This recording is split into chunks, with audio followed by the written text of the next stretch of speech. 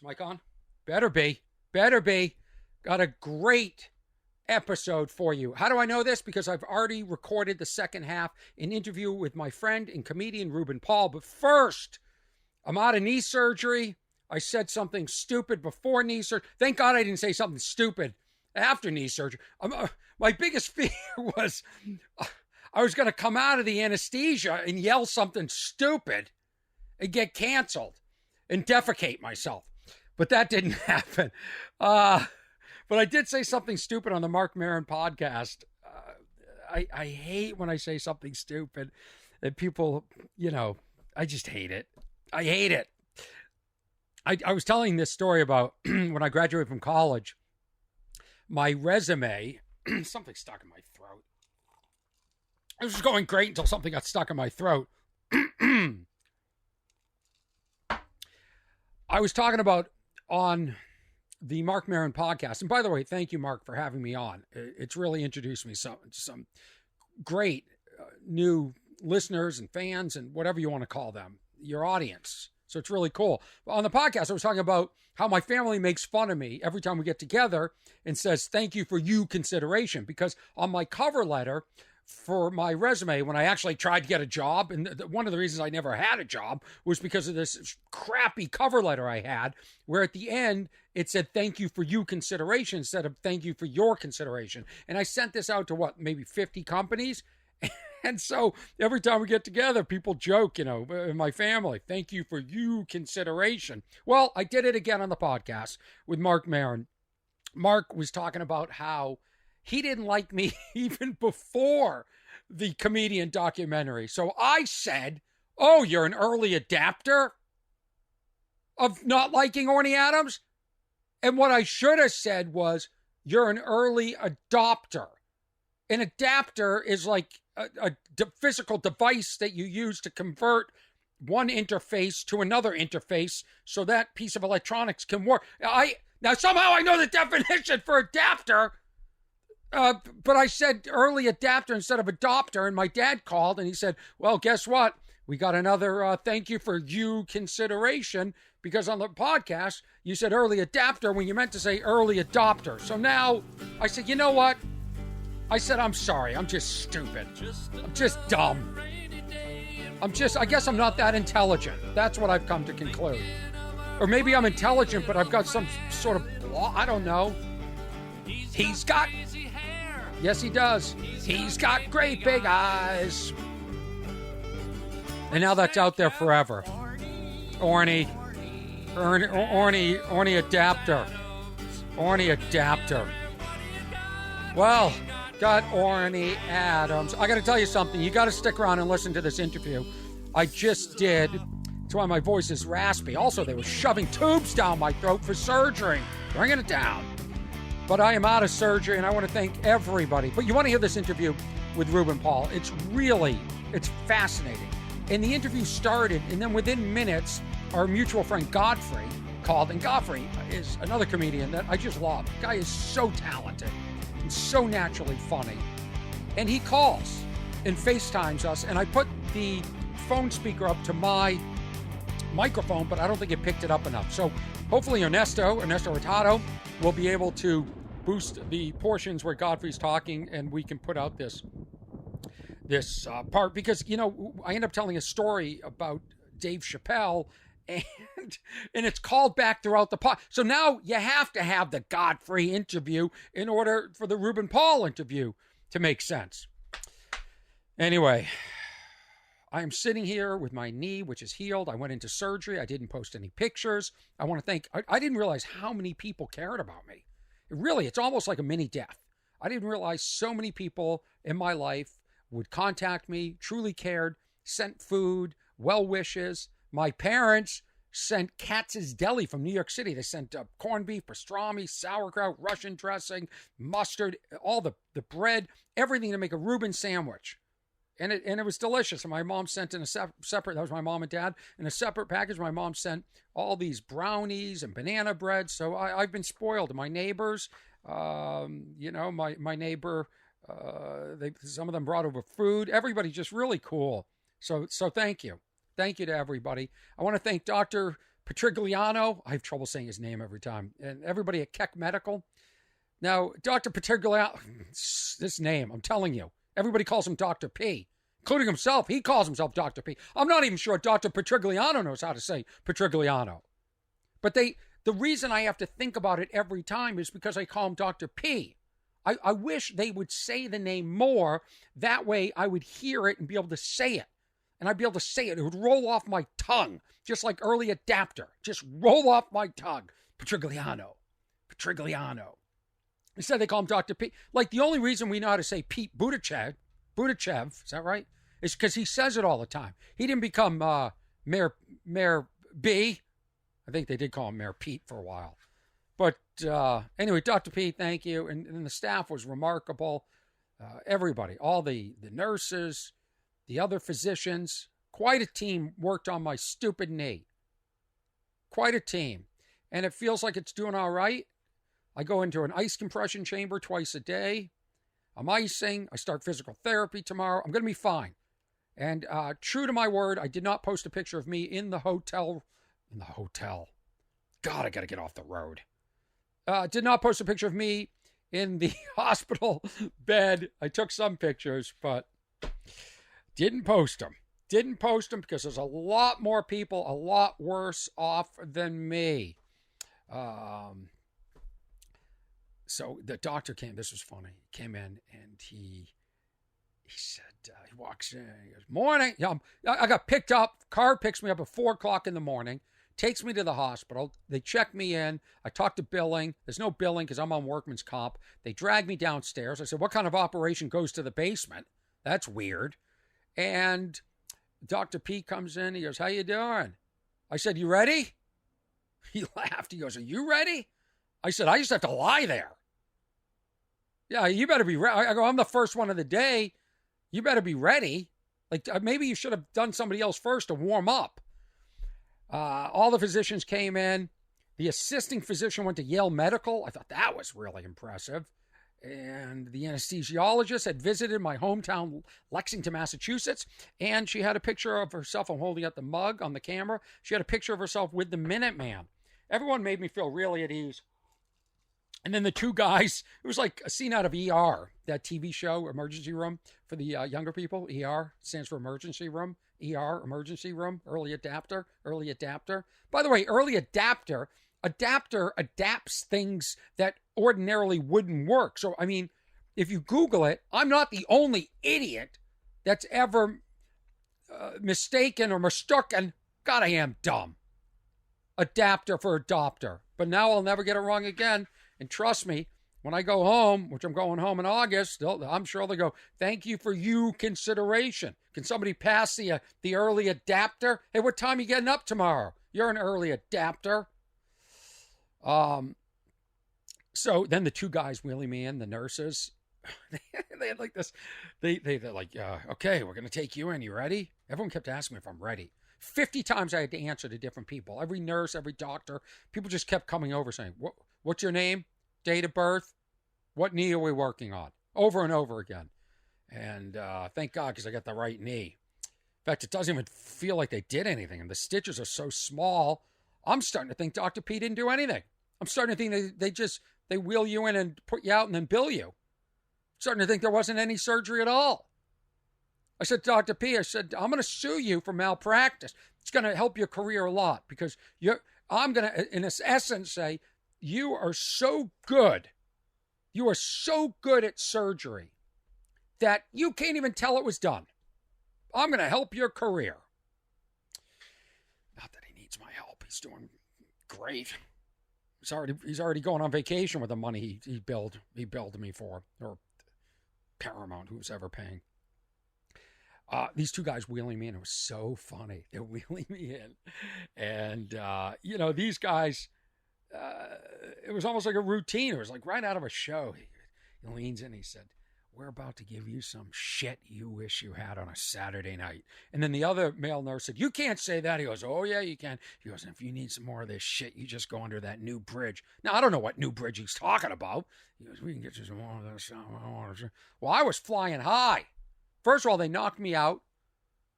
Then they woke me up. Once the surgery was done, like they wheel you in, and it happens so fast. They wheel you on this, they roll you onto this small surgical table, which is about 18 inches wide.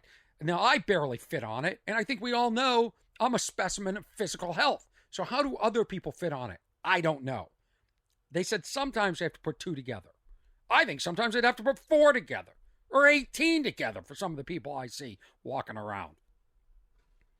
So, anyway, and I don't mean to shame people that might need 18 tables lined up. Just being funny. But God knows you can't be that funny anymore. And believe me, the conversation with Ruben Paul gets charged at times. So brace yourself for that excitement. We had a really frank discussion about some things, and certainly comedy. He's a great guy, and just really an interesting conversation. I really wish every one of my conversations was like this. I would call him a tremendous, tremendous guest. Anyway, I come out of surgery, and somehow you just wake up, and there's a nurse sitting next to you, and she said, "Do you know where you are?" I said, "Keck Medical." And then she said, "Do you want me to call the driver to get you home?" I said, "Hold on a second. Where are these graham crackers everybody's talking about? And the apple juice? Been waiting all day for the apple juice." I was forbidden from eating apple juice by my family. They give you this list, right? This list of everything that you can eat before surgery. Like you can eat basically small snack up until midnight the night before, which doesn't make any sense because my surgery is at 6, but other people, their surgery might be at 10 a.m. or 11 a.m. Or my surgery is 7:30. So if their surgery is at 11:30 a.m., why can't they eat till 4 in the morning? Well, I don't want to have this discussion, but logically, mathematically, this doesn't make sense, and this bothers me. This bothers my what's wrong with Orny Adams mind. But I did it. I ate up until 10, and then you can have a little bit of water in the morning, and it said apple juice. I said, well, I'm going to have some apple juice. I'm allowed 6 ounces. Then I'll have a little energy. I'll have some spirit. I'll be ready. I won't be cranky for the surgery. And I told my parents, and my mom said, no. And my mom and dad called. Oh, I got to tell you, I'll tell you in the next episode what happens when my parents call. So they call, and they said, what's this? They said, what makes you think you can have apple juice? Now that the experts, not the doctor's office, that gave me the list. I said, it says it right here on the list. I said, I'll take a picture. I sent it to them. They go, yeah, I've never heard of that. Never heard of that before. That's their way of saying don't do it. Never heard of that before. Okay. Okay, well, I'll just have a few No, I don't know. I'd call the doctor's office again. I'd call. I'd double check. Okay, I'll double check. But, it says it on the list. And, yeah, well, I guess they don't want you to have it because if you have something in your stomach and you start choking or throwing up while you're under surgery, well, that's bad. That's bad. So they really don't want anything in your stomach. But it said on the list you can have 6 ounces of apple. I want my apple juice. I went out and I bought a thing of apple. I haven't had apple juice since I lived at home. I was so excited for apple juice. And then my parents guilted me out of not having the apple juice. And now I can't have the apple juice because if I have the apple juice and I start gagging, now I'm going to die. And then my parents are right. I don't want to die with my parents being right. So I was still on the fence, and I was thinking, I'm having the apple juice. You know what? It says I can have it. I'm going to call the nurse and just make sure. Well, before I call the nurse, phone rings. It's my little sister. Hello? She goes, what's this with the apple juice I'm hearing about? I go, what? Yeah. I go, Mom and Dad told on me? Yeah. Now they're campaigning and my sisters to contact me and guilt the entire family. Well, my older sister didn't. My parents and my younger sister guilted me out of the apple juice, and I never had the apple juice. I'm having apple juice now. I live on apple juice now. I love it. I've got 64 ounces. It's so sweet. You have to water it down and add ice. That's what you have to do. Listen, I want to get to this interview with Ruben Paul. Ruben Paul is a comedian. He's really funny. Blew me away. This one joke I saw him do. Oh, this is great. This is great. You've got to hear. Ruben Paul tells the funniest story about taking his boy to the hood. And I said, I want to talk to you about, taking your son to the hood and what that tour was like. And when you hear what happens, it's really unbelievable. So this is episode 59, What's Wrong with Orny Adams? And I want you to enjoy this conversation I have with Ruben Paul and Godfrey, who joined in for a few minutes via phone. It may be hard to listen to, but it's about 10 minutes. And then after that, it's just me and Reuben, and it's a wonderful conversation. Thank you very much. Dude, thanks for coming up. Oh, man, I'm happy to be here. This is great, dude. This is great. I feel great. I got to tell you something. What? I was watching you at the Laugh Factory, and I was just blown away by that material, which I loved. Thank you. I appreciate that coming from you, dude. You know, yeah, absolutely. Yeah. Because, you know, it was race material, and sometimes you just go, oh, here we go again. Yeah. But it wasn't that. No. It was the way you set it up and the way it was balanced. It was legit. Thank you. I appreciate it, man. It's Godfrey calling me right now. Oh, is it really? I knew we weren't going to get through this. I know. Put him on speaker. Hold on. Oh, this is FaceTime. Say hi to him. Okay. We're trying to do a podcast. Shut No, up. I'm not going to shut up. How you doing, man? Orny Adams, Are we on speaker? I'm trying to... I can hear him through the headphone. What up, God? Yo, what are y'all doing? You look like this is the first podcast. What's up with your hair? You look like Munchie Chi.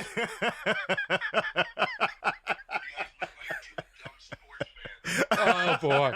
Oh boy. You know, we were just about to go. Yeah. We were about to just go on and on about how great you are as a person. Now we're gonna change comedian. the topic. I got to tell you something, Godfrey, and this is the truth. Two of your biggest fans sitting here right now. Absolutely. Thank you. Yeah, I mean, I was thinking this is the truth. When you started to text me about Godfrey and how upstanding he is, and how not only behind your back he's gone to bat for you, but he's actually done stuff, which is so rare in this business. Yeah. I thought, I have never had a negative thought about Godfrey. You shouldn't, and it's crazy that people do. People, I think with a lot of us, they misjudge us and they think they know us when they really don't. No, but I mean, but he's just a cool dude. He's just... Can I tell you a great Godfrey story? I'll never forget. Yeah. You know Jeff Singer that used to book yes. JFL. I walk into the Improv one night, and he's there, and I introduce myself. I go, hey, I'm Ruben Paul. He goes, Ruben Paul, Jesus, Godfrey cannot stop talking about you. I said, really? He's like, man. He said, this dude's about to do the Tonight Show. Before he goes on, he looks at me and goes, don't forget Ruben Paul. Before he goes out and does his set. Yeah. That's the kind of dude he is. And never told me anything, never asked him to do anything. He just did it because Godfrey's not a hater. If someone's legit, Godfrey gives him credit. So I don't think I've ever laughed more with another human being than Godfrey. That's what when I told Godfrey I ran into, he's like, yo, he's like, Orny's my man, like my man for real. Yeah, like 95 Horatio Street. Oh my Lord, you remember? Yeah, that was my New York address. Remember, do you know Alice Spivak? Yeah. Do you remember who else lived in that building? No, wait, who? Dave Chappelle. Oh, you fucking right. Yeah, right. Chappelle was my upstairs neighbor. It was just like, it was a building of like me, Chappelle, a bunch of famous people, and then models. Yeah. And all the models knocked on my door thinking I had drugs because I was a comedian. Right. That's right. And I would go upstairs and I'd hang out with Chappelle and Neil Brennan at the time. Yeah. And way before he did stand-up. Yeah. People don't even realize, like, yo, I knew Neil for years, just as, you know. Yeah, then when he did stand-up, Kevin Brennan was like, why? I think they're still not talking. Man, have you picked a side? Are you Team Kevin or Team Neil? I see Neil all the time. Kevin is really cool. I know Kevin the best. So I'm Team Kevin. Yeah, okay. I know Neil the best. Neil's cool with me. I'm Team Kevin because I've worked with Kevin so long. So gotcha. I don't really work with Neil like that. Once Neil started doing comedy and directing, he didn't really say much to me, you know? Oh, okay. I mean, not in a bad way. He just didn't really, we didn't really talk a lot. Yeah, I got you. Yeah. Kevin always, because Kevin's angry at everybody, so I'm always It's beautiful.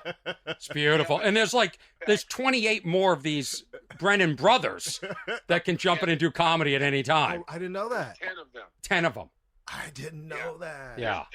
Dan Brennan, he used to work at Caroline Tall Months because they're all kind of tall. So Dan is even taller. Dan's like 6'5". There's Dan Brennan. They all got that crazy Irish look. Wow. They all got that like they gonna kill you, stab you. You're stupid. Where are you right now? I'm in New York. I just got back. I did the Arlington Improv past weekend in Dallas, which was dope as fuck. Yeah. Dope. And yeah, it was really dope. I just got back. Cool. And I got a stint at a cellar in the lounge tonight. Well, I didn't know we were promoting you Yeah. all of a sudden. Yeah. When are you back in L.A.? Come up and do the podcast. When are you back in L.A.? I'm not sure. All right. I know I'll be in California when I do Cobb's Comedy Club. Wait a minute. You weren't at Montreal this year? I refused it. Oh, wow. Yeah, he did. I was surprised. I didn't want to. You're so surprised you aren't either. Nobody asked me. I didn't get to refuse it. What, after 15 times in a row, Orny? Jesus. I thought they were going to call it JF Orny. It's like he was always there. Shit. Orny, you didn't, they didn't ask you? Nope. That's weird. Get the fuck out of here. That's actually shocking. To be all That's jokes shocking. aside, that's Fuck shocking. me, like, as many times as you murdered that motherfucker. They're like, the festival's coming up. I go, besides Godfrey, Orny, and Alonzo, who else is going to be Right. there? Right. And Tom Papa. It was us every year. It was us, every year we're up there. No deals are made on our behalf. What a beautiful laugh this guy had. All right, let me talk to this guy. Yeah, you've just made a complete... But you've made my life editing I know, miserable dude. now. This shit is supposed to be about me, not you, dude. Yeah, we're gonna start this over. We'll do this as an insert. No, Orny. Yeah. I was going to say Alice Spivak passed away. Oh, sorry, I turned that into a Dave Chappelle story. Oh, how did? Oh, rest in peace. I'm sorry. I have an announcement for everybody listening. My acting teacher, Alice Spivak, has passed away, and she was a great. She was the legend, yes, and she was really. I am where I am today because of Alice. She was friends with Ruby D, man. Oh, wow. Ozzy Davis' wife. Yeah. All right, bro. She actually coached me on something like a year and a half ago. Well, I just can't. Okay, how did she pass away? Old age. Now you care, Orny? I have to, because if I put this out on the internet, everyone's gonna think, "Wow, no empathy at all." Right into he's just using Alice Spivak's But I death. tell you, Dave Chappelle is right upstairs. Yeah. Bill Russell died, man. Yeah. Okay. Yeah. That's a big one. Boston. That's a big one. By the way, I'm where I am today as an actor because of Bill Russell too. So, by the way, Bill Russell lived in the building with me and Dave Chappelle. Little known fact. He said, "Who else died?" Hey, I'll hit you later, boy. Yeah. Hey, thanks for popping on the podcast. Hope you don't mind if I put this out here now on the podcast. I don't care. The Star Trek lady, the black woman from Star Trek died. Yeah. Yeah, Nichelle. Yeah. Yeah, there's like a documentary or something that talks about how she got the job and then how she ended up getting a bump in pay on the show when they were trying to underpay her. Martin Luther King made her go back on the show. Yes, because she was going to leave it. Yeah. Oh. What documentary was that, Godfrey? What was that in? It was American television documentary where they interview them. Yeah. Martin Luther King. I was like, who the hell meets Martin Luther King in a regular party? Yeah. It's her. He was at a regular. He goes, "You need to go back," and it's Dr. King. Mm-hmm. So only Dr. King can get you to go back and do some shit. That you didn't want to do. They're calling me nigger every day. Go back to work now. He's like, "Go back because the Negro needs." Why'd you have to say it like that, Dr. King? Say it again. What did he say? He's like, "We need you to go back on that spaceship because the future of the Negro." Wait. Was that Martin Luther King or Bill Cosby? I said, was that Martin Luther King? I couldn't tell if it was Martin or Bill. I got to be honest with you. I was thinking the same thing, but I go, I can't say that. That's racist. Oh, they think all our impressions sound alike. I thought you sounded like Bill Cosby. I don't do Martin Luther King. I was just doing them slowly. Do Bill Cosby telling her to go back to work. Oh, no. Do Paul Mooney telling her to go back to work. Yeah, do Paul Mooney telling her to go back to work. Pryor, you gotta work, bitch. I got a question for you, Godfrey, that you can answer. This is a serious question because you're on that Vice show. I think it's Vice about comedians, the dark side of comedy. Yeah, it's finally out. Yeah, let me ask you a question. All these comedians are on there, and suddenly they're experts on Roseanne. They're right. How do you guys have all this knowledge? Are the producers just handing you facts and say, Godfrey, you say this is the first time a woman from the Midwest made it on the Tonight Show? Like, how are you guys so smart? Like, I've been doing this for 30 years. I know nothing. All I know is that Dave Chappelle lived in the same building as me. Like, if they were like, hey, we're doing a documentary about Dave Chappelle, what do you think? Oh, I think you lived in the same building as me. Well, how are you so knowledgeable about comedy? The reason why you don't know because you hate everybody. I don't. I love you guys, but I would like. No, Orny, you only care about how precise your jokes are, and that's it. And you want everybody to get the fuck out of your way. Yeah, but what? Okay, let's say they're doing one on Godfrey. I'd say Godfrey, really charismatic. I really feel like he should have gone further in the business. His parents were from Nigeria, and his Martin Luther King impression sounds a lot like Bill Cosby. What else would I say about you? Oh, he kills every time he's on stage. Oh, he goes up to Montreal and does the galas in French. Who gives a shit? But that's not what they're talking. Like, they know facts about Roseanne that, like, you guys are tell me your Fed stuff, right? Yo, this is crazy, too. Godfrey is in New York and he took over the podcast. Yeah. Jesus. Yeah. You knew this was going to happen. Damn it, Godfrey.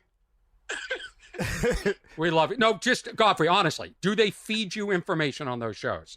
No, I actually was just rambling off because I have all of us have pretty good comedy history. So I just kind of rambled up. I don't know what they showed. I haven't seen it yet. I haven't seen it either. A bunch of hours. It's Vice Dark Side of Comedy? Yes. This British lady interviewed me in Manhattan, and I didn't know when it was coming out. So it's out. Well, how was it? I haven't seen it yet. It's coming out. They're doing the promos now. Godfrey, I want to thank you for coming on the podcast. For people that don't know Godfrey, he ready. Godfrey, he ready. They ready. He's dying. Yeah. There are certain comics in this business that are ready, and Godfrey is they ready. He ready.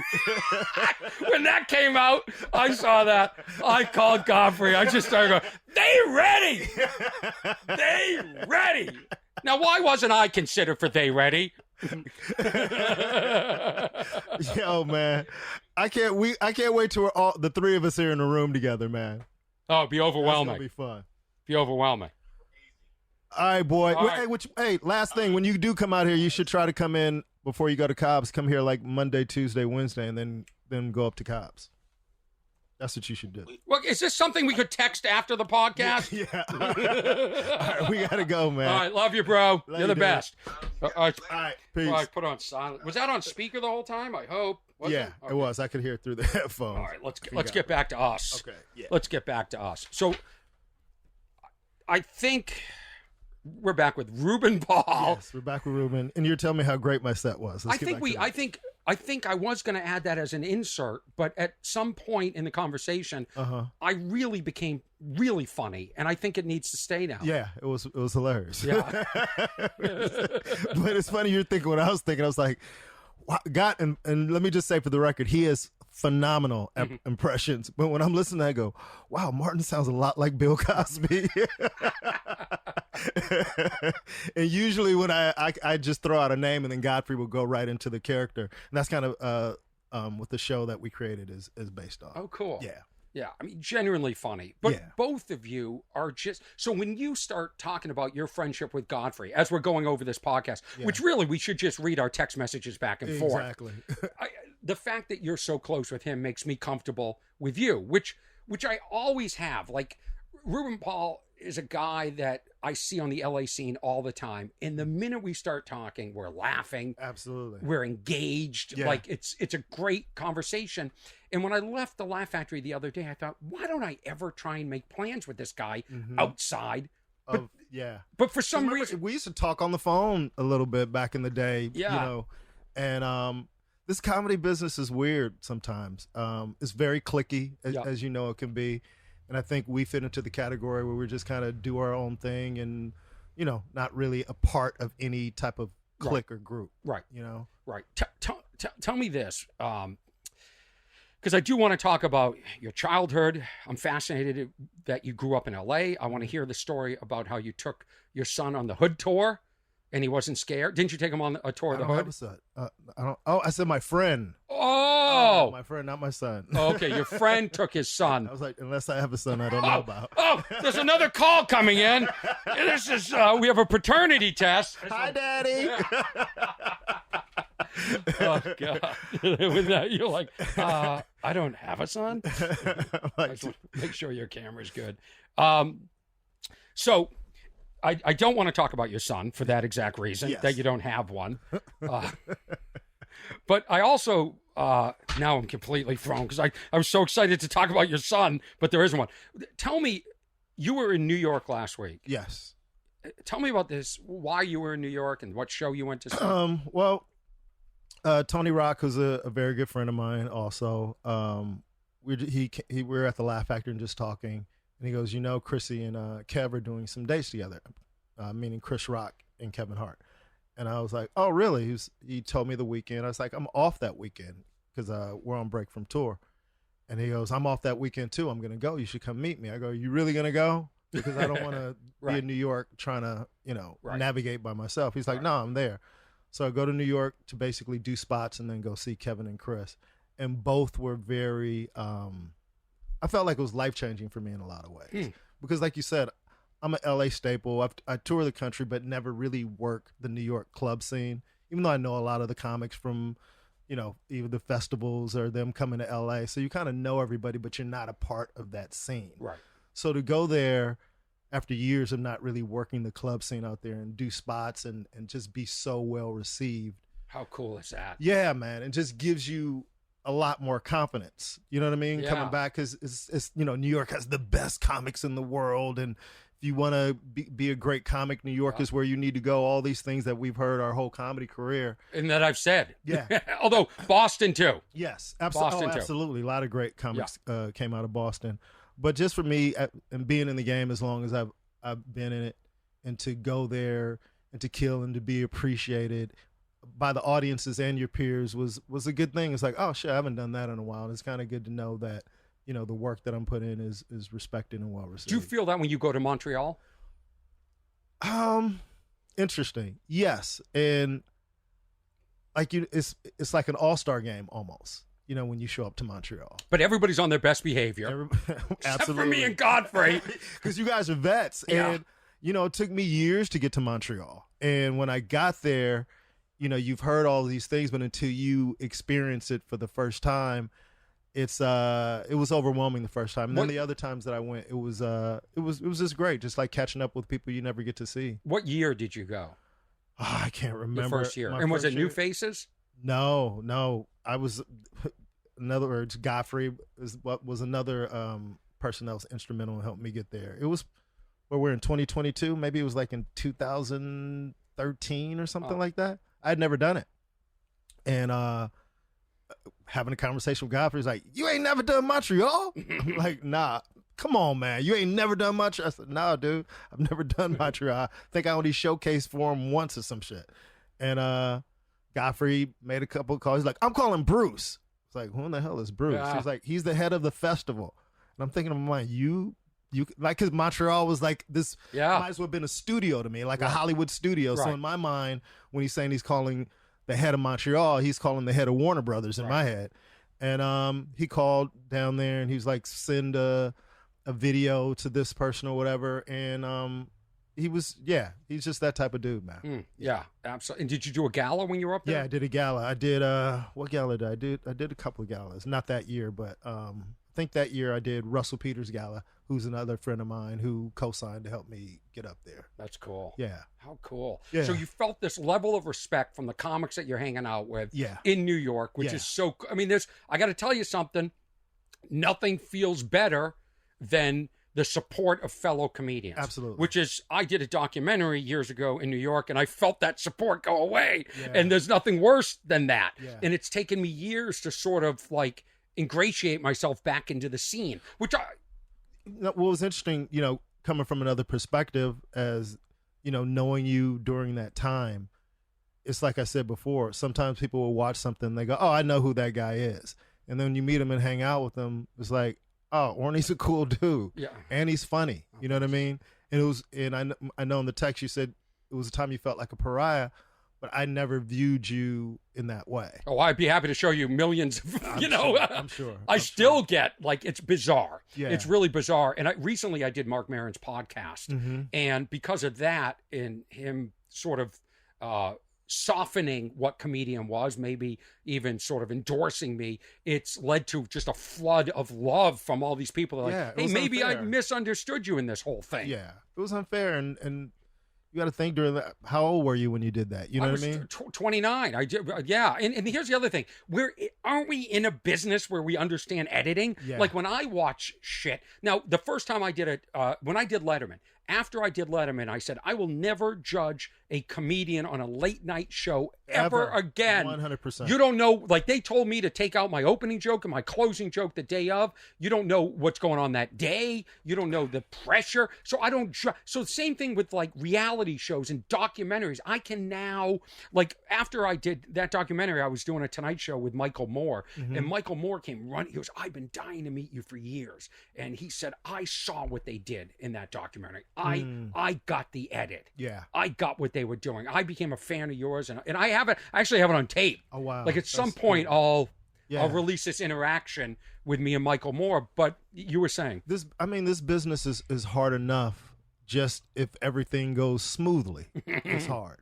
And to navigate through what you had to navigate through had to be tough.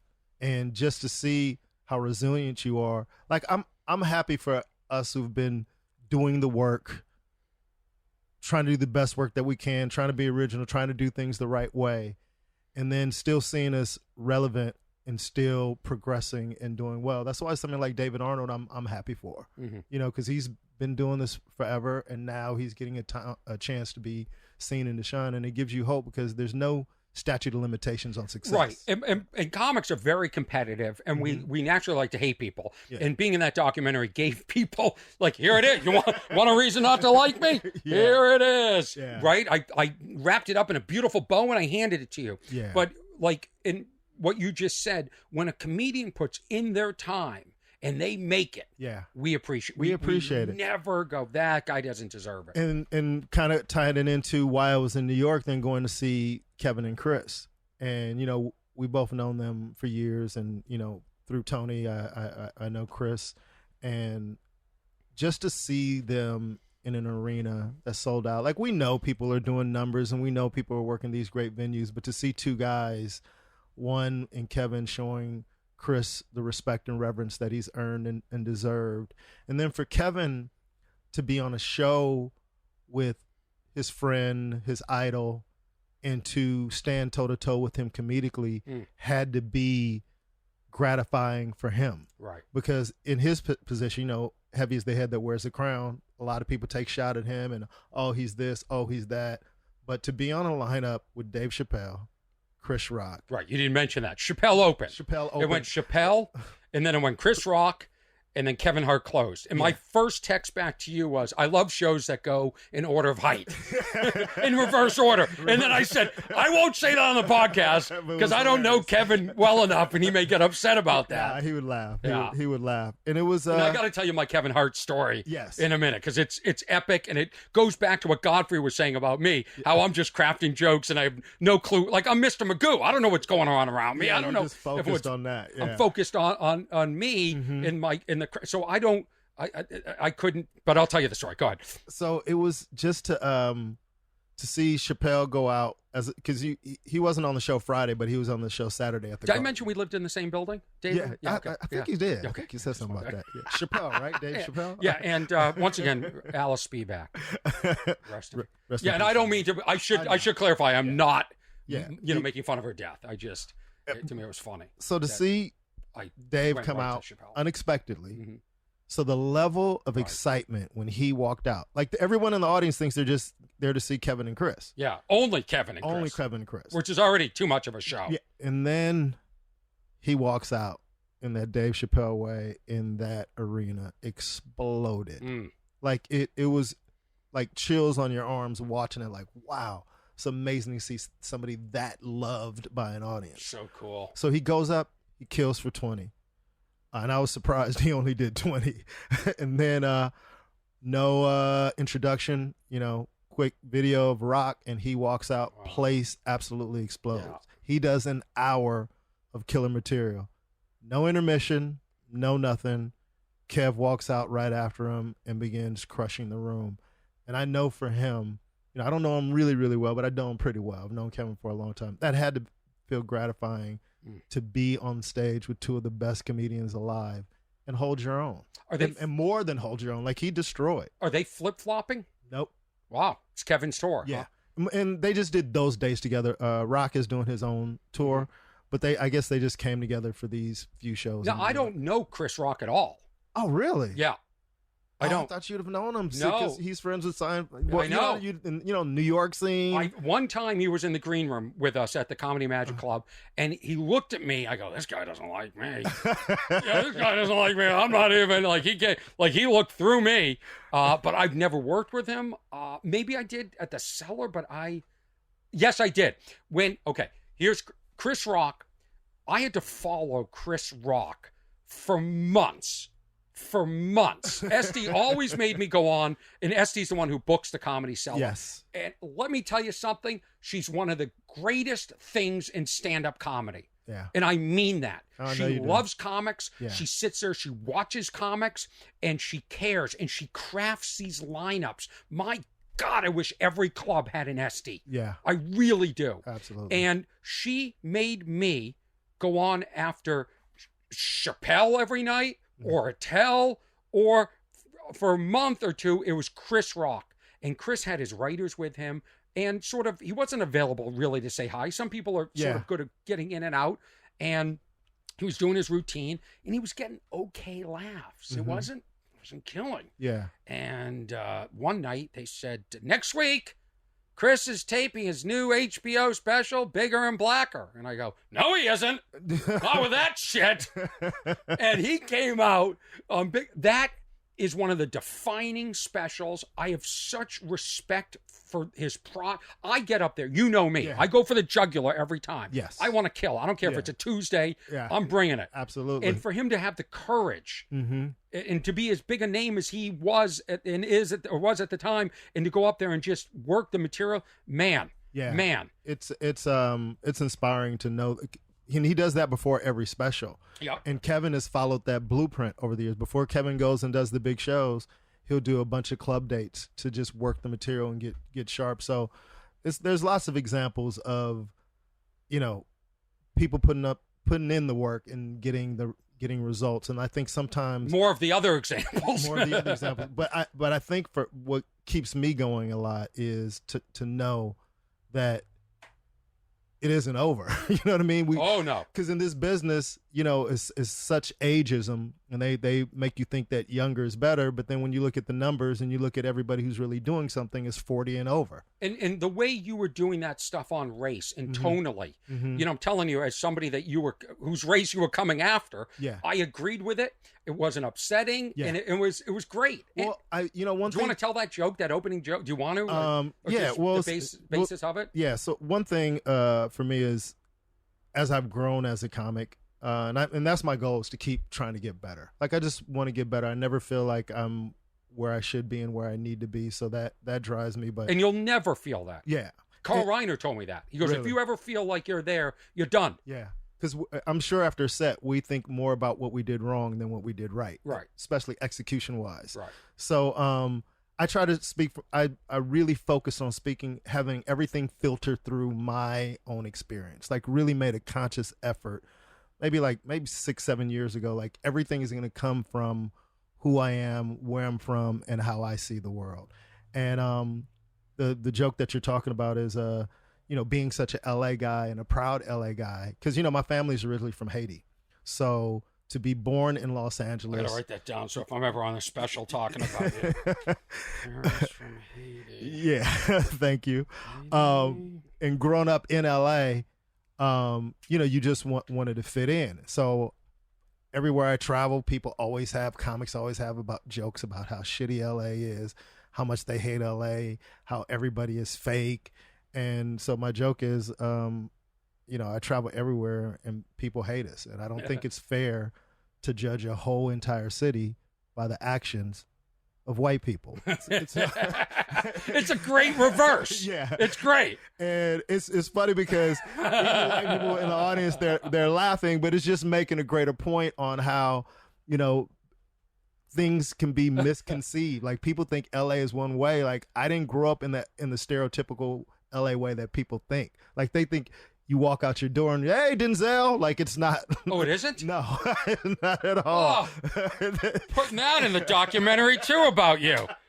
Denzel. No, you Denzel. guys don't all know each other? No, we don't. We don't. You grew up in Carson, right? Is Yes. it Carson City or Carson? Carson, okay. Which is on the border. I grew up on 190th and Wilmington, which is on the border of Carson and Compton. So, did Compton bleed into Carson? Yes. Matter of fact, Compton used to be one city, and then they broke it off into two cities and called the other part Carson. So was it rough growing up there? It's funny about the whole touring thing. So, taking my friend on a hood tour. So when you come to my neighborhood, all my New York friends say Carson is a lot like Queens. Like, you have homes with grass in the front yard. But when you're from Brooklyn, so I brought my boy when he finally came in. He was like, "This is where you grew up?" Okay, I gotta stop you there. So that's where the confusion came in. I'm watching your set, and you go, you say, "My boy." Yeah. I'm thinking it's your son. Oh, hilarious. You are really white, Orny. Well, I never really thought to clarify I'm so white that when you tell stories, and you're like, "Yeah, so Chris said this." I'm like, I wonder if that's Chris Rock, Chris Spencer. Remember, I thought you were talking about Chris Spencer. I'm missing my Chris's. What do we call Chris Spencer? Spencer? I call him C. Spence. C. Spence? That's what I call him, C. Spence. I call you RP3. I'll take that. I forgot what I was saying. Carson. We're talking about Carson and how it's... So when I took him there, he's like, wow. He's like, this gets dangerous. Now, I'm not trying to say our neighborhood was as rough as Carson. I mean, as Compton or Watts or anything like that. But we did have our unnecessary share of gang violence, that I grew up around. But yeah, so when he came, he's like, "This is the hood?" I'm like, "Yeah, dude." He said, "Man, in New York, when you're like, you see, immediately the projects, everything is stacked up, and I didn't come from that experience. So just take. Yeah, I mean, you just bought your first gun during the pandemic. Yeah, I bought my first gun, and I didn't grow up with guns. My father had a machete and thought that was sufficient. I have a machete too for the trees. My dad would let you know it wasn't from the trees. Yeah. He had it under his bed. You got it. These machetes I can't believe that they can sell them at like these stores, and they're like $6.99, and it's like the biggest weapon you've ever. It's like it's a sword. So imagine my Haitian father walking around with a machete like it was a handgun. Yeah, I love it. He was. What did your parents do for work? My mom was a baker for Memorial Hospital in Long Beach. She was the head baker there. And my dad, believe it or not, was a used car salesman mechanic. So he sold cars, like would go to the auction and do stuff like that. And between the both of them, they came from extreme poverty and were able to give us a decent upbringing. Yeah. You know, and the weird thing about Carson is I grew up in a 2-story, 5-bedroom house. You know, and I have a joke about I have friends who are in prison that grew up with a swimming pool in their backyard with their mom and their dad. It was just such an interesting environment to be all black, to have successful black people in the area, but still dealing with. I thought it was more of a mixing pot. I think not where I grew up. It was all black, but they bused us to an all Mexican high school that I went to. Olé! Yeah. So we got diverse. Now Carson is a diverse city because it's segregated in a real way. Like you got your black part of Carson, you got your Mexican part of Carson, you have your Filipino Samoan part of Carson, and where are the Jews? I don't know where they are. I think you guys are sprinkled in all the areas. Sprinkled in a dash of Jews. A dash of Jews. Yeah. I got to tell you a story. I was doing a private gig recently, and I don't want to get myself in trouble. The CEO and his wife said, hey, after the show, we'd love to take you out and buy you the nicest, the most expensive drink in the bar. I said, I love it. I said, I love free drinks. And the wife sort of like slapped me like almost on the face and said, you're rich. What do you care about? I go, rich people love free stuff. Of course. She said, only if you're Jewish. And really? And then she said, you're not Jewish, are you? I said, yeah, I am. And I mean, I was... You just had to take that. Oh, well, I'm processing everything. Like, is that true? Is it true that non-Jewish rich people don't want free shit? Is that true? Like, I was so shocked. But why I bring that up is I am Jewish, and I do hear a lot of anti-Semitism, but I'm also able to conceal that I'm a minority in that sense. And I even changed my name so people don't go, oh, look at the Jew. Yeah. Right away. And you don't, it's not like that's not your identity. Right. You know what I mean? But I can also make it not my identity. Absolutely. Whereas I'm saying, you know, some things you can't conceal. So I think it's fascinating. I think race is fascinating. I think all of it, like when you say, oh, you're so white. Yeah. So here's interesting. You're talking about race. So my parents came from Haiti, and people always go, how in the hell did your parents end up in California? Because most Haitians will go to like Massachusetts. Yeah. Well, Miami, #1, Massachusetts, and New York. Right. They're very East Coast. But these white missionaries that my parents met and they befriended and, you know, became almost like a grandmother to me, these missionaries, they lived in California and brought my family to California because that's where they lived, and gave my parents an opportunity to build a life here, and they were white. So I never grew up with this hatred or feeling of anything negative against white people, because that wasn't my parents' experience. Well, you'd never know that by your jokes. But as I've gotten older and I learned my parents didn't know what they were talking about. That's great. Oh, they were the good white family. Oh, okay. Yeah, we found the one good white family. When you say missionaries, you're saying religious. Religious, yeah. Okay. So my parents also with those were their day jobs, but my parents would travel around to different states and different cities to raise money for Haiti. My father would go and he'd speak, do a little sermon and raise money, and would take it back to Haiti with food and clothes. And they had an orphanage there that they supported. But are they still alive? No, my parents passed. I lost them, almost 20 years ago in a car accident. Yeah. Wow. Yeah, that was a tough time. That was a tough time. Like when we were talking about overcoming adversity and different challenges that the average person in the public doesn't know that we go through to get to where we are. How do you process? How do you? I realized I was functionally depressed for a long time. You know me, Orny. I'm always in a good mood. I'm always positive. Yeah. And that's one thing me and you used to laugh about years ago. Why are you so positive? People are horrible. Yeah. No, I love, because like that day when we were talking in the Laugh Factory, you and I were just focused on each other, just laughing, recalling stories, and everybody around us wanted to jump into the conversation. Exactly. And we were like, no. Yeah. This is us. Absolutely. You don't hang with this. Yeah. And so you are positive. But yet again, see, I'm such a horrible person. Like, how do I not know this about you? Like, how? I think a lot of people didn't know because some of the mistakes that I made, I think, was, such a traumatizing experience to go through. Especially I had a great relationship with my parents, and my mom was literally like my backbone, my best friend. Like those times when you're having my mom had an uncanny ability to, whenever I was having a bad day or something wasn't wrong, something was wrong, my phone would ring. She goes, "What? Are you okay?" I'm like, "How in the hell did you know like I was having one of those days?" So to have that ripped from your life and to try to navigate through this business, and I think I kind of withdrew a little bit. Of course. I wasn't as social, and in this business it helps to be social and go to parties.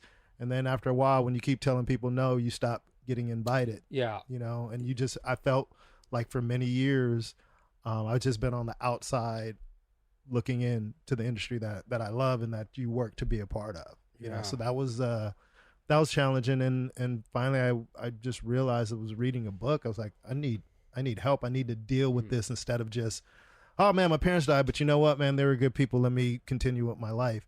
And that's kind of what I tried to do. But it wasn't healthy. It wasn't the right thing. Like I didn't grieve. Yeah, you got to process it. Yeah. And I remember, but there's no manual. I know there's and everybody's different, and shocking to lose both parents on the same day. Yeah. Same accent. Do you have brothers and sisters? Yeah, I have an older sister that I'm really close with, and she lives in California also, which has been helpful. But one thing that was healing for me, and ironically, is a year before I was going to Montreal. Not for the first time. I think it was second or third time. I had never went to visit my parents' grave. Like, never. Wow. Were you there for the funeral? Yeah, I was there for the funeral. I spoke at my mom's funeral. But for some reason, after we buried them, I just kind of tried to lock it out. Like, I never went to go visit.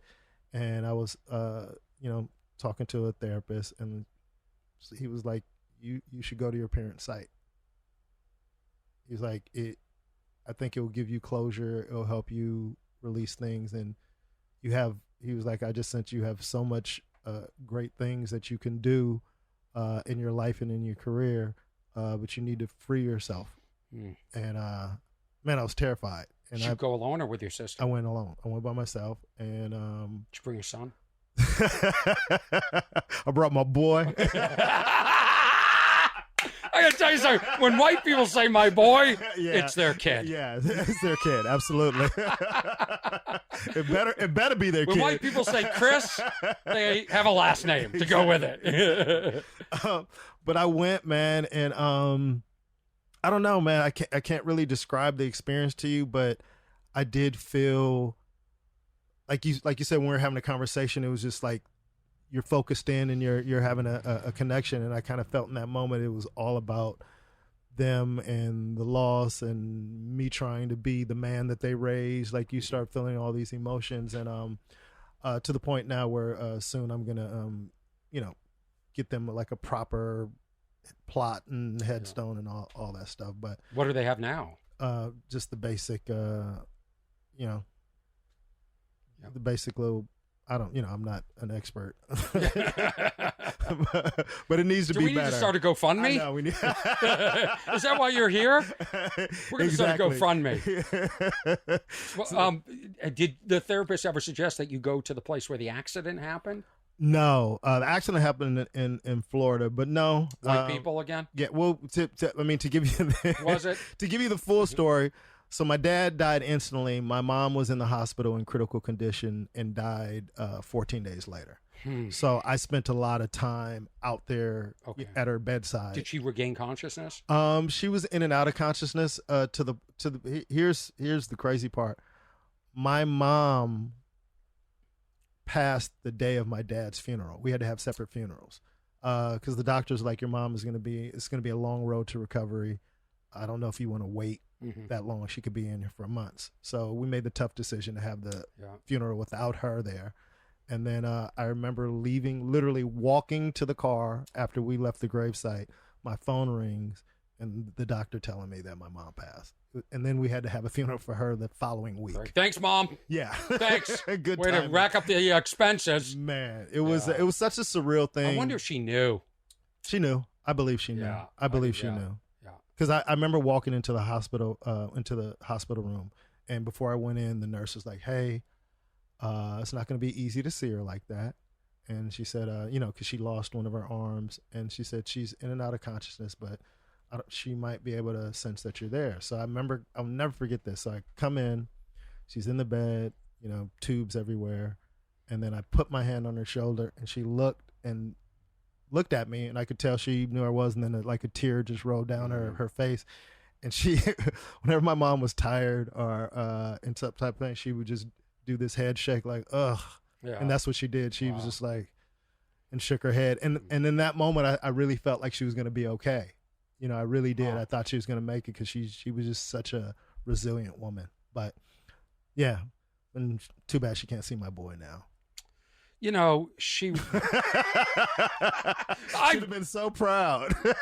Please tell me that the missionaries have since adopted you guys. No. And then you spend Christmas with the white people. White Christmas. We used to. Well, I have a joke about white Thanksgiving, but it was man, I haven't done that in years. But yeah, going up to Christmas, those times, because my parents were orphans also, so I never really had legitimate grandparents. So those missionaries used to be like my grandparents growing up. Right. So it's just, I think my perspective on race is unique because it comes from a real place and a real place of experience where I felt it. Yeah. I felt it. I wouldn't say anything. Absolutely. But I watched it and I said, you've reached a new level in your stand up and your storytelling. And it came from you. And then you're talking about your son, your boy. I go, I see the whole TV show. Now the boy turns out to be your friend from out of town. So the offer's off the table. The show was like, where's this boy? I gotta tell you, we gotta switch gears. Because, and again, I can't imagine going through that trauma. I lost a friend recently, a close friend, and I'm still processing. And that's not even a family member. So I don't know how you get beyond that. And I'm glad that you feel like you've made some strides. Yeah.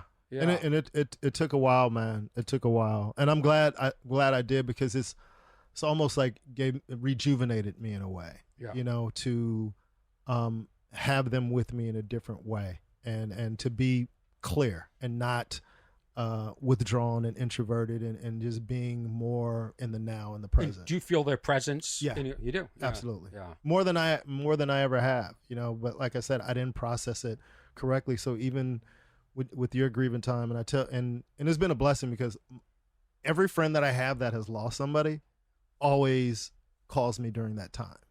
And they, with the phone call, they feel like, I don't mean to rehash this, but I know you went through this. And I go, no, it's actually helpful to me that I'm able to help talk you through the do's and don'ts. Like there's no blueprint on how to mourn, like we said, but you do need to mourn and feel what you need to feel and not try to act like everything is okay, because that's what I did for years, just acting like everything was okay, and it wasn't. Right. Yeah. Man. It's easy. I mean, in life, that's easier. You just, let's act like nothing's wrong and we'll just run out the clock until it's over. Absolutely. It's really hard to face this stuff and grow from it. Yeah. Should I tell the Kevin Hart story? Yes, tell the Kevin Hart story. Because so how do you not know Kevin well? Like you were such a staple in that New York scene for a while. Like, is this funny? Like just paths never crossed like that? Yeah. What's interesting is I still take a picture of every marquee I'm on, and I have some old pictures with me and Kevin at improvs on the same, like he's a week before or after, like on the road. And I remember from New York work, but not really. I don't know what's wrong with me. I don't know. Except when I tell this story, it will make you realize how out of it I think maybe this certainly will shed light on why maybe I haven't gone further in the business. I think it's we certainly all know, what Orny. Godfrey we all said. Know. It's so embarrassing, this story. On like two different levels. It's embarrassing. I'm walking, it's Christmas time. I'm walking through the Grove. I'm in Nordstrom's, and I'm with the woman that I'm dating at the time. Okay. The Grove in LA. The Grove in LA. The Grove in LA is like an outdoor promenade mall type. Yeah, that was looted during the Black Lives Matter protests, right? The Nordstrom was. Why do you got to put on Black Lives Matter, man? Well, okay, Black Lives Matter. Of course. Well, wasn't it during those protests? Yeah, but it wasn't. Well, don't call me out for saying something. No, it just sounds like it's like, hey, Black Lives Matter, let's go loot the Grove. No, we're gonna show them our lives matter. Let's hit Nordstrom's. That's what I would hit. I know. Yeah. Wait a minute. Did I say something wrong? No, you didn't. No, you didn't. because I'm just messing with you. Because if I said, well, I don't want to get canceled. I just made so many strides on Mark Maron's podcast. Yo, let me be the translator for you. If you ever have any issues, like, you know what? Hold that thought. Let me call one of my black friends. Yeah. It's like a game show. You want to phone a friend? I actually do. Listen, I want to describe the riots that took place a few summers ago without bringing race into it. Yeah. How should I describe it? Should I say after the George Floyd verdict? Remember the riots that happened after the killing, we should say. Yeah, the killing. Yeah. The white cop put his knee on that African American. Am I doing all right? Yeah, you're doing good. You're doing so good. Can I not even? Have we gotten to the point where I can't even say Black Lives Matter? You can. By the way, it's just how you have to say it with the right terms. Hey, Black Lives Matter. Like, you have to make it a little lighter. Oh, let's do a rehearsal. Yeah, Go okay. ahead. So like, hey, really, Orny, like, Black lives really matter. You know that, right? Well, we're adding a really now? Yeah. I've agreed to Black Lives Matter. I didn't agree to the really. No, this is a different audition than I got the sides right here.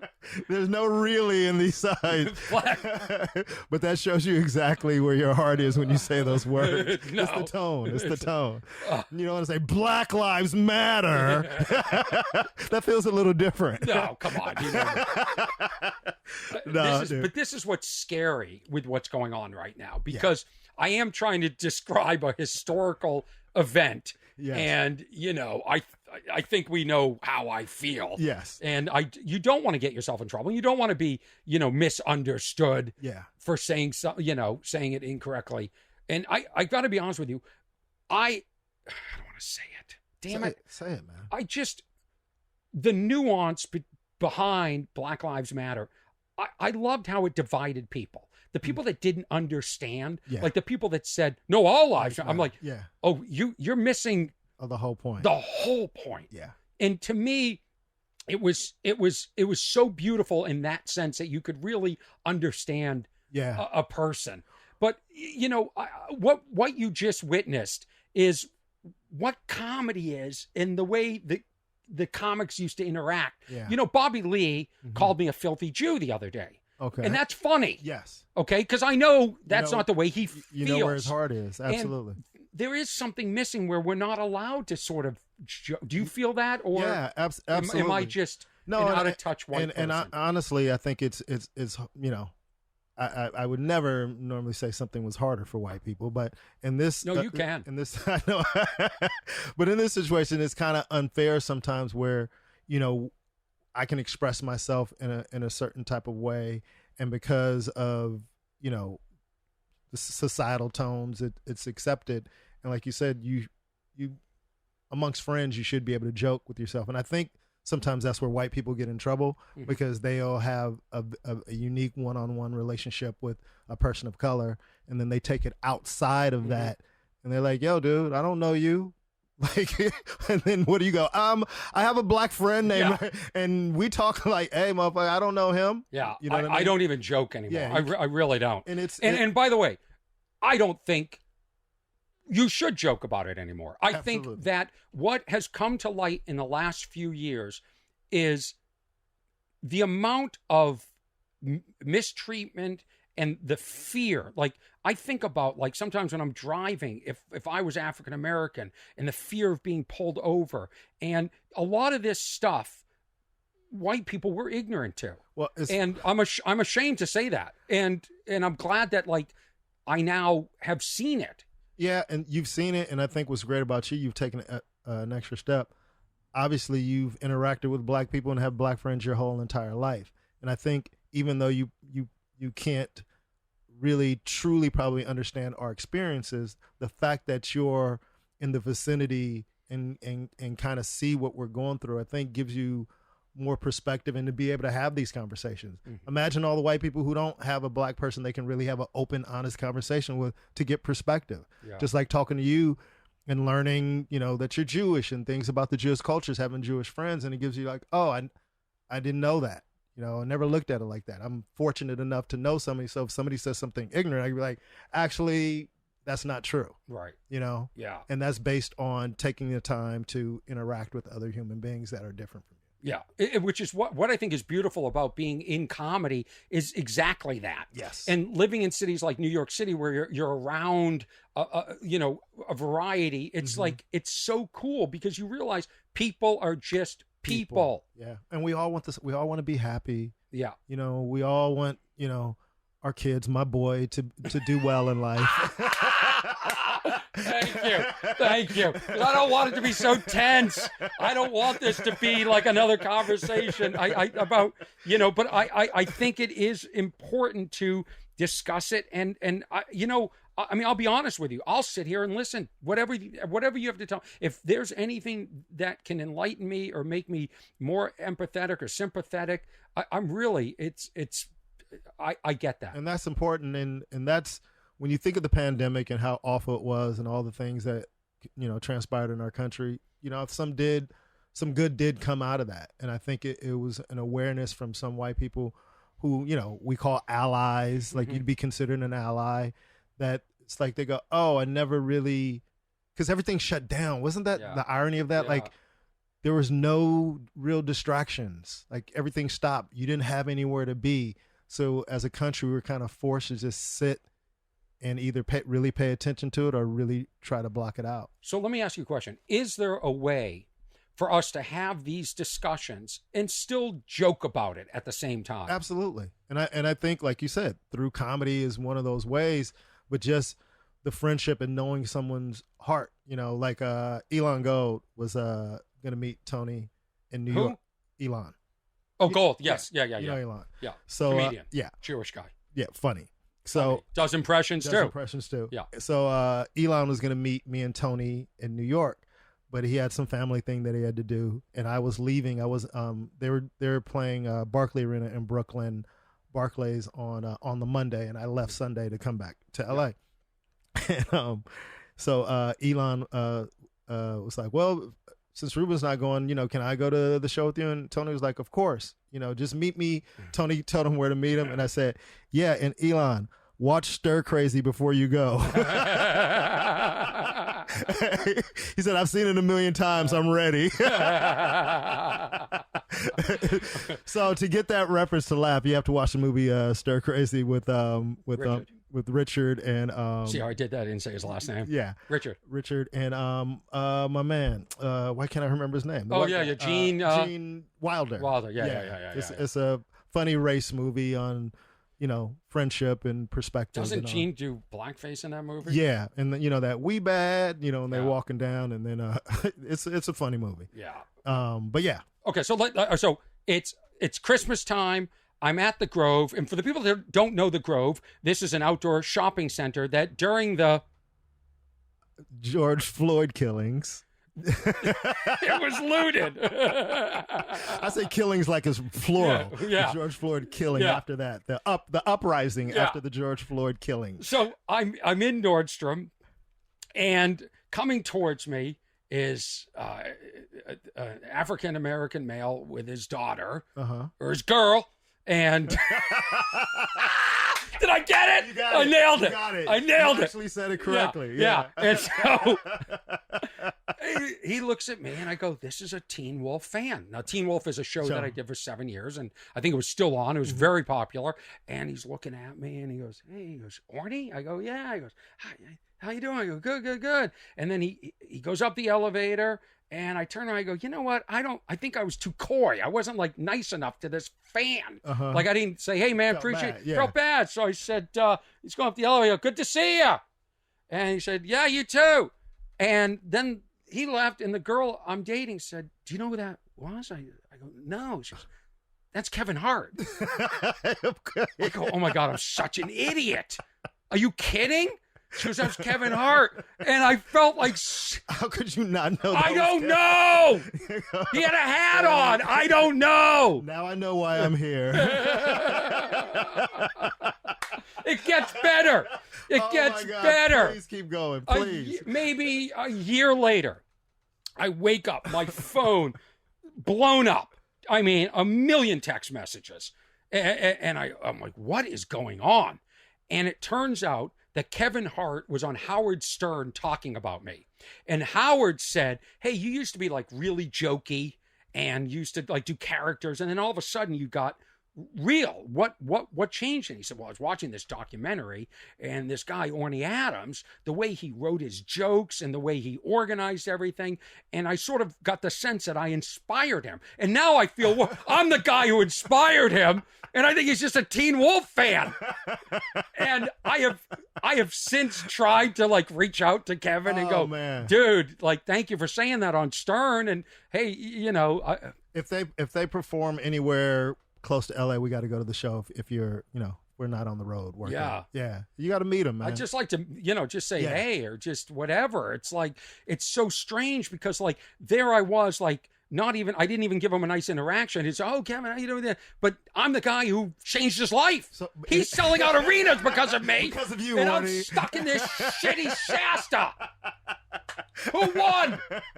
Who won? Hey, man, what they'll say. Think Kevin Hart's doing jokes about me? You know, boys are supposed to outdo their fathers. I guess so. I mean, is that an unbelievable story? It is, man. But it's great. You just never know who you inspire and who you touch. And I think a lot of times when we think, you know, being self-deprecating sometimes to the point of like, I should be bigger, I should be more successful. Like we don't realize the people that we touch on our level where we are. When you do. But I would also think when I heard that, I said, here we go. My life's about to change. I'm gonna do a movie with this guy. Nope. Can't even get him on the phone. I call his my manager calls his manager. He's too busy. What? The guy that inspired Kevin. Yeah. That's who's on the line. Hold on. Kevin said the next time you're in Nordstrom, maybe kiss his ass a little more.Maybe appreciate it. Man, he's on the phone. Man, my idol just blew me off. I mean, yeah. Can you imagine I changed Kevin Hart's career and I don't even have the time to say hi to him at Nordstrom. I'm so busy. Hey, Kev, love to talk, but I'm busy changing other careers. I'm about to put other people in arenas. He was here like, really, Orny? Really? You changed my life? I probably mistook everything you were saying on that. Yeah. Probably, but it was probably a downtime in your life. He probably was saying, I watched and I learned what not to do from that guy. Can't stand that guy. Yeah, I just think this life is fascinating. It is, man. Yeah. And just all these years later to still have a friendship. And, you know, comedy is one of those things, just like in life. Sometimes you don't see people all the time, but you make a connection at whatever point. Like, when's the last time you ever talked to Godfrey and we get on a call and it's like you guys been hanging out every day? It's like we're in comas and then we just wake up and continue the conversation exactly where we left off. And it's funny because some people go, you're friends with Orny? Like, dude, I've known Orny forever. Who's questioning our friendship? I'm just using that as an example. You know what I mean? And I think that's cool when you meet somebody that you like and that you respect. And you know, in comedy, that's a big thing. Like me and Godfrey talked about sometimes. Like, it's hard to be friends with somebody in the comedy game if you hate their comedy. Right. And Oh. I have a story, but I can't tell the Yeah, story. you can. Like, I can't. Yeah, you can. Really... Come on. Come on. I put myself out there with the Kevin Hart story. Well, Patrice was the great late Patrice O'Neal, man, had me dying one time because he was friends with the comic and he absolutely hated his comic. Really? And it doesn't seem like Patrice would have the capacity to do that, but it just shows you how. Who was it? I can't tell Come you. on. Man. I can't. Come on. I'll tell you off air. I promise I'll tell you off air. No. Okay. No. Even though they had some good arguments, I was witness. You know, when I started in Boston, Patrice, Bill Burr, Dane Cook, Gary Goldman, and what I love is none of these people would mention me in that group. If they were like, who'd I start with? Yeah, that Bill, was the crew. Bill thinks I was a class underneath them. But I was kicking, with them, that's why comedy was roaring in those days in Boston. I could have never did so an open mic. What made you make the move from Boston to New York? Was this a natural progression? Like No. That's where everybody went, or Disney casting came in and they were looking for comedians to develop, and they actually picked me and flew me out there. Oh wow! And I've told the story before. It's horrible. So they said you're going to meet with the head of development. This woman named Marcia, I think her name was, and she's going to decide if you're going to go to the next level. So you meet with her. And then after the meeting, you sit in the chairs outside of her office. And then the lady that flew me out there, her name was Ann, she comes up to me and she says, okay, we're going to get you on a plane back to Boston today. Oh. And it was the longest, loneliest flight. This is before phones. And I was devastated. But after that, everybody in New York wanted to know who was the guy that Disney flew. This is in the days when there was buzz. Yeah. And there was activity. And so I went and was doing auditions I was going to all these clubs to get me on, like CBS would get me on, NBC would get me on. And the clubs just saw me. So I never auditioned at any club. Oh, that's dope. And got passed. That's dope. And was working all those clubs. And well, just to explain to the listeners, getting passed at a club is a process. So for him not to even have to go through that process, it says a lot. There's still a club I'm not passed at. In New York? Here. Here? Really? Mm-hmm. I have to ask you, what's the club? Well, what club don't you see? The Comedy Store. Why?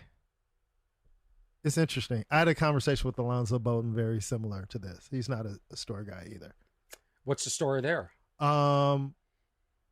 From his perspective, he just was like, just not my room. You know what I mean?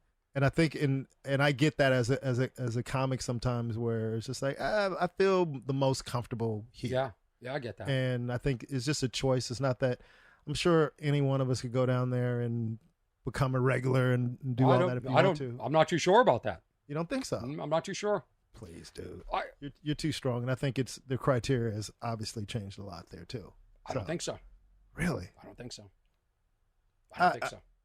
I think if Orny Adams put effort into becoming a regular at the store, you'd get into this. What if you found out Orny Adams has put in effort to be a regular? I would be very surprised. How long ago though? Because they've had regime changes and stuff. Maybe there's somebody there who actually long enough. Really? Yeah. Wow, that's surprising. But hey, and I was there a couple of Wednesdays ago doing a show for Sam Tripoli. Yeah. Of course. I mean, yeah. I already know. Yeah. He's saying he killed without saying he killed. No,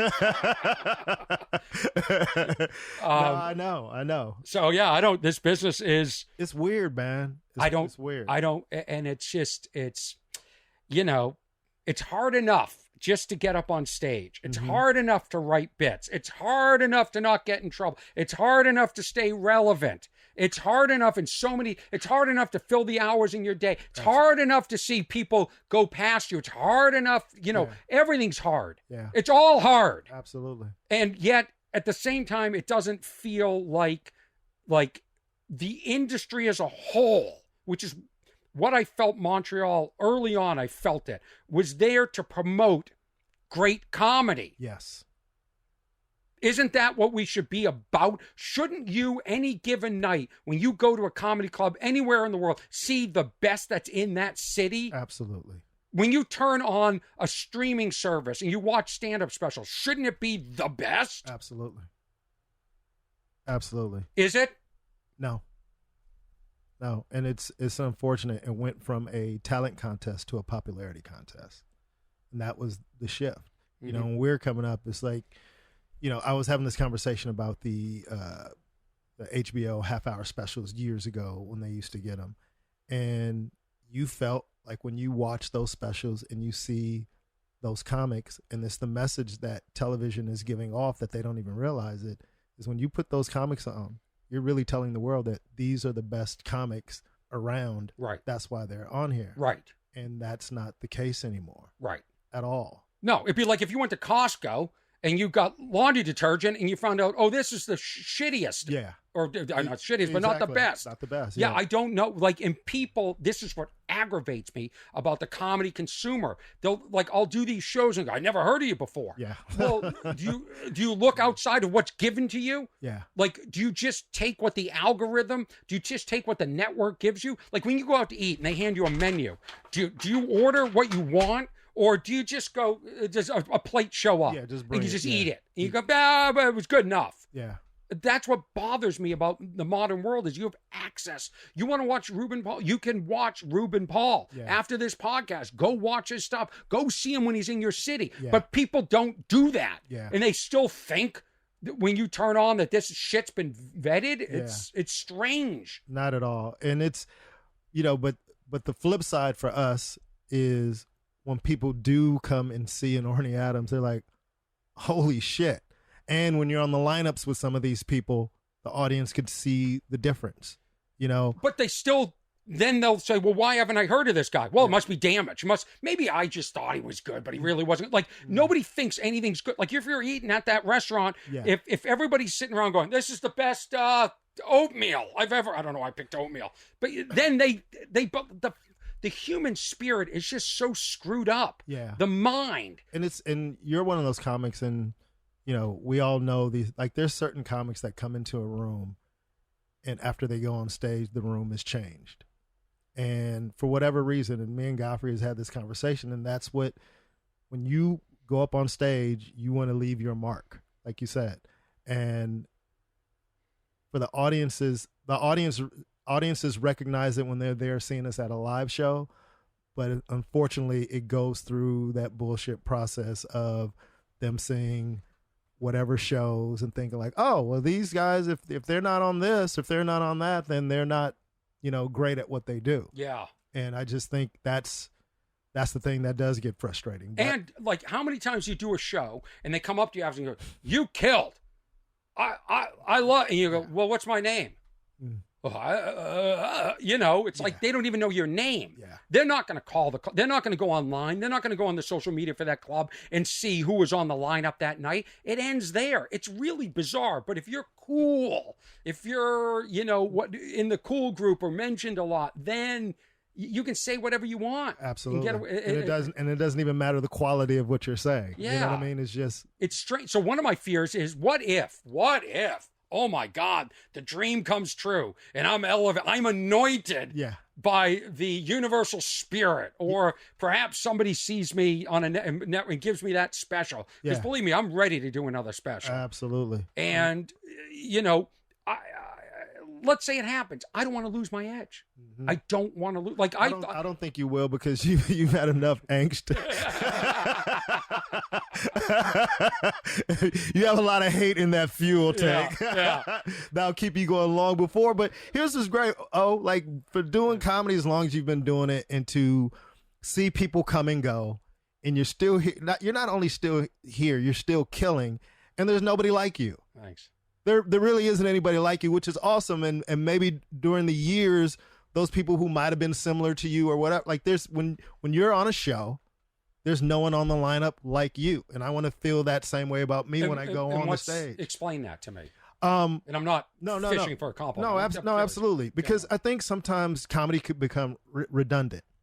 Somebody becomes popular. Like, we know when Dane Cook became popular, there were like 1,000 Dane Cooks after him. Like, you go in the clubs, like, I remember Burr saying years ago about a particular comic. He walked in, he looks at me like, Jesus Christ, everybody fucking doing Dane Cook out here?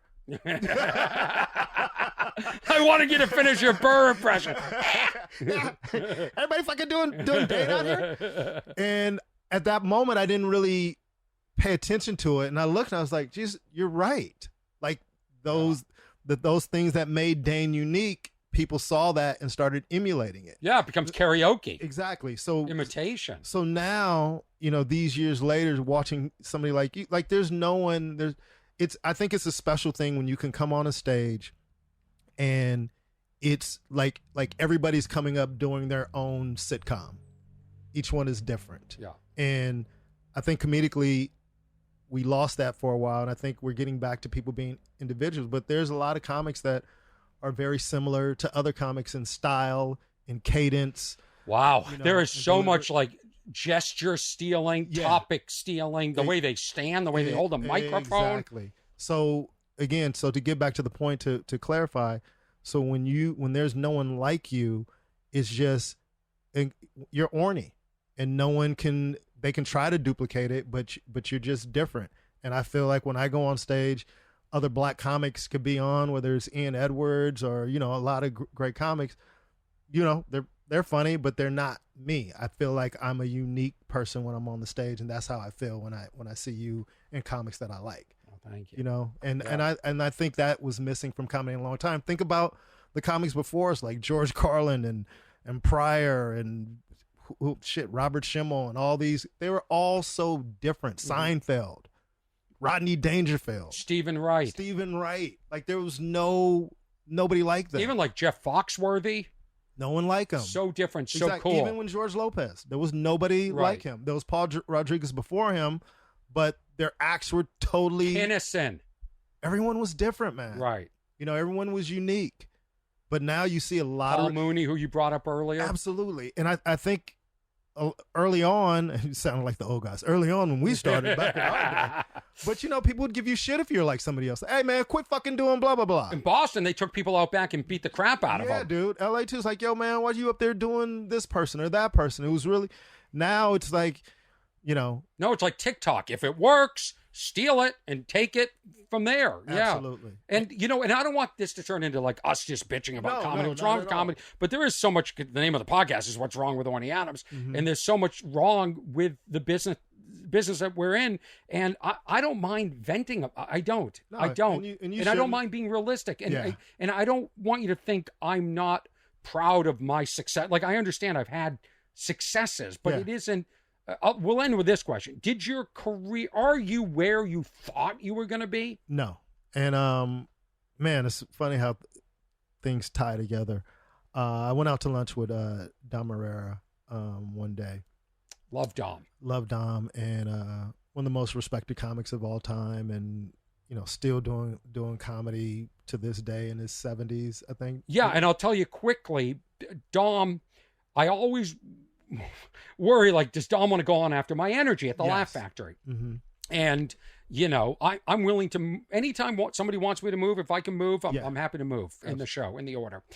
Dom, I got off stage and Dom is sitting there and he's on next, and he said, Orny, he goes, go up on stage and tell the audience that I'm not going on because I can't follow you. I go, Dom. I go, you're setting me up. I go, I'm not. You're going to call Jamie and you're going to say, hey, just so you know, after Orny got up, he went up on stage again, because people would believe that. They would actually believe that I would get back up on stage and say, hey, this next guy can't follow me. And they would buy that. Oh, yeah. Yeah. And Dom, again, falls in that category of a comic that was just different than everybody else. Dom was great. That special where he came out playing basketball and dunked it in Philadelphia. Man. Dom's great. But so let me finish the story. So I go, Dom, I'm not doing it. I got to go to another show, Dom. And he goes, no, just do it. Trust me, it's funny. I go, Dom, you're setting me up. I'm not an idiot. Let's just do it. So the host goes back on stage. Host has no idea. Come and say, Dom Herrera. I get up there. Hilarious. Now the audience is cheering like their favorite, like, drop-in celebrity. I'm now a hero. I go, shit, this just got worse. Dom's going to hate me even more. I'm screwed. So I get up there, I go, hey, listen, I got to be honest with you. When you start the phrase, I got to be honest with you. Dom left because you idiots were laughing too much at me. And Dom he stormed out here yelling, that guy's not even funny. This audience sucks if they're going to laugh that much at this guy. And then I saw Dom walking towards the stage. I said, please welcome Dom Herrera. And he had a great set. Yeah. And we'd never had a phone relationship or anything. Oh, wow. I never, for some reason, I don't know why. And the next day, the Improv texted me. And then the Laugh Factory, hey, Dom wants your number. And Dom called and he said, listen, man, what you did last night, he said, that was real. That was a real moment that we created. You created for that audience. And I shifted it. And thank God he didn't get me banned since I'm not passed at every club here in LA. Thank God he didn't. So tell me the story, your Dom story. Dom is just great. And to have a friendship with him, to be honest with you, was surreal for me. And he probably pays every time you go out. Yeah. And generous. We're in the car and we're talking and I made some reference to just not, like, he was very complimentary and I just felt like I'm not where I want to be. So you kind of have this feeling like, am I letting the people down who believe in me? And Dom looks at me and goes, wait a minute. And dead serious, he goes, you don't think you're successful? Wow. And I go, well, yeah, that feeling of embarrassment. I go, yeah, but I'm not where. He goes, Reuben, you do stand-up comedy for a living and you're good at it. He goes, when's the last time you worked a job? And I go, and it really put in, he goes, it's all perspective, Reuben. He goes, fame is relative and it's about timing and so many other different things. And he goes, you should appreciate what you've accomplished. That's amazing. And coming from him. Even more amazing. Absolutely. And there is truth to that, but still it makes you feel good for 5 minutes. Yeah, because like you said, like you made a reference earlier, and it's something I always try to not really think about when you say when you're doing this, even though it's a solo art form and our journey is our journey, but you do feel like people are just passing you by.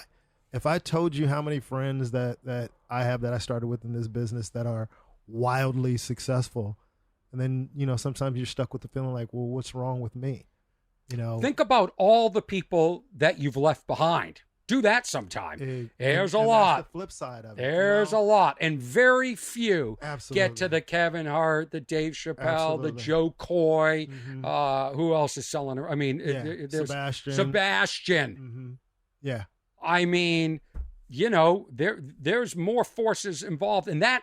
So the difference between where we are and they are is ridiculous. But what's great though, Orny, and I'm sure you've experienced this, and it is, even though some of our peers are on a higher level as far as fame, they still respect us. Right. And there are comedians in this town that have sold out huge venues and are not respected. And I don't care how big your house is, what kind of car you drive. When somebody says to you, hey man, I just ran into Ruben Paul and that guy, he loves you. He loves you. That means more to me than anything money could ever bring. Absolutely. And I mean that in your friendship. Yeah. And I felt that when we were talking in the foyer of the Laugh Factory, that I go, this is a cool dude. And like, I'm going to give you a phrase that we use in the Black community.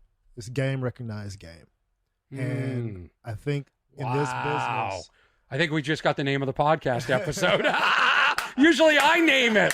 Game recognizes game. I love it. And that's one of those things where when you see somebody who's dope at what they do, that's why even if you look at the most fierce competitors, Tom Brady and Peyton Manning are friends. Right. You know why? Because they both know how great each other are. Do you know, early on, when I went to school in Atlanta, Georgia, one of the rooms that I would play was Earthquakes. Uptown comedy. And guess why I stood out?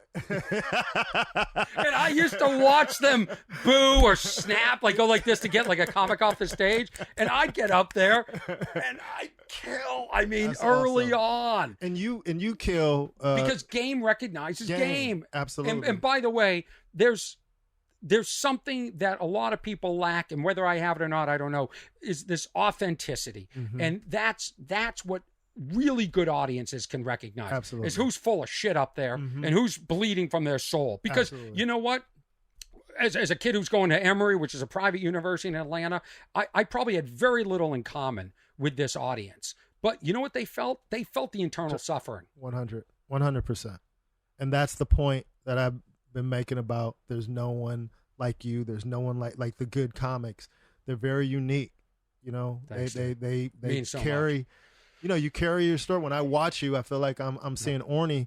And to be perfectly honest about growth and development, you know, there was a time in my comedy career where I was masking a lot. I wasn't really being as honest and true. Like, I never even talked about being Haitian. I was so traumatized about being Haitian. When I started doing comedy, my first time on stage, I did a couple of Haitian jokes and got nothing. People weren't really familiar with the culture. So I was like, you know what? I'm black. I live in LA. I grew up here. I'm born here. So I'm African-American, you know, and just kind of went that. But there's a lot of African-American comedians. There's not a lot of Haitian comedians that were born in Los Angeles, who had parents who were missionaries, who brought here by work. But it also doesn't matter if there's a million black comedians or a million Jewish comedians. It's if you are you. Absolutely. And that's what I felt the other day. When I saw you at the Laugh Factory, I saw something that I hadn't seen in you before. And I'm just telling you, if you keep doing that and you dig deep into your soul and you pull Ruben Paul out and you vomit that on the stage, the audience is going to recognize that. Absolutely. And you have such likability. Screw you for that. Ruben, I want to thank you, dude. You're unbelievable. Man, this is awesome, man. And we should, you said it earlier, I think before we came on the air, it's like a lot of times there's so many comics that we like and respect, but we don't really spend time with each other outside of the club. And I think it's important that we do that. I think it makes us feel normal and makes us feel like we're not alone. Right. You know, and I think we should, you know, hang out again, even if it's not the podcast. Yeah, and I enjoy the deeper parts of this conversation. I enjoy learning and understanding. And so I appreciate you for that. Where can people find you? Is it I Am Ruben Paul? Yeah, I Am Ruben Paul on Instagram and then and Twitter. Facebook or Twitter and everything. I Am Ruben Paul. Facebook page? Yeah. All that is just I Am Ruben Paul. Yeah. I'm easy to find, man. And thank you for having me, man. It's just it's an honor and a pleasure. Like I said, we've been friends for a long time, but to come and chop it up and, you know, to really face to face say game recognized game. Yeah. is what it is. But I won't quit. Did you used to live near Chappelle at some point in your life? Well, here's the story, and I don't talk about it often, but 95 Horatio is where I used to live. They probably are still getting my mail. And yeah, Dave and I used to hang out, and we used to go shop. Actually, I have a really interesting story I'll tell you off the air. I will trade you for who Patrice O'Neal didn't like. Okay, I will. Definitely. Cool. Definitely. You're going to die laughing when I tell you, too. Dude, thanks for coming on. I appreciate you, man. Thanks.